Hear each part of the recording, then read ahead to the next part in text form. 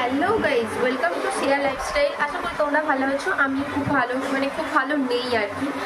প্রচণ্ড গরম পড়েছে গাইজ। কথাগুলো শোনা যাচ্ছে কিনা ভালো করে আমি বুঝে উঠতে পারছি না, কারণ এই যে ফ্যান চলছে, তো সেই কারণেই ফ্যানের সামনে বসে আছি। আর কেন ভালো চলছে না চলো সেটাই তোমাদেরকে শেয়ার করি। তো দেখো আমার এই কপালের অবস্থা, দেখো কপালটায় কত ঘামাচি, এই নাকটাতেও প্রচণ্ড ঘামাচি হয়েছে। তো এই কপালে আর গোটা মুখে গোটা গায়ে ঘামাচির কারণে আমার দিন একদমই ভালো যাচ্ছে না। আর আমার বোনকে দেখলে তোমরা অবাক হয়ে যাবে, ওর এতটাই পরিমাণ ঘামাচি হয়েছে তোমরা চিন্তা করতে পারবে না, প্রচণ্ড ঘামাচি হয়ে গেছে। তো এই যে আমাদেরও অবস্থা তাই হয়ে গেছে, ঘামাচিতে অবস্থা পুরো খারাপ হয়ে গেছে। আর এই ঘামাচির কারণে কি বলবো, রোদে খুবই কষ্ট হচ্ছে। আর মাথা তো ভর্তি ঘামাচি হয়েছে, ঘামাচি থেকেই ফোড়া হয়ে যাবে। তোমাদেরকে একটাই সাজেশন চাইবো যে ঘামাচিতে কি ইউজ করা যায়, এমন কিছু নেই ইউজ করিনি, তাতেও কোনো কাজ দিচ্ছে না।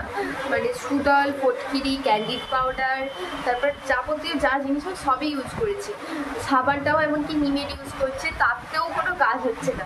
তোমরা যদি কেউ জেনে থাকো যে ঘামাচি ভালো আর ঘরোয়া টোটকা বা কোনো ক্রিম কিছু কিনলে যেটা 100% কাজ হবে, একটু হলেও কাজ হবে, যে একটু কমবে, তাহলে অবশ্যই কমেন্ট করে জানাবে।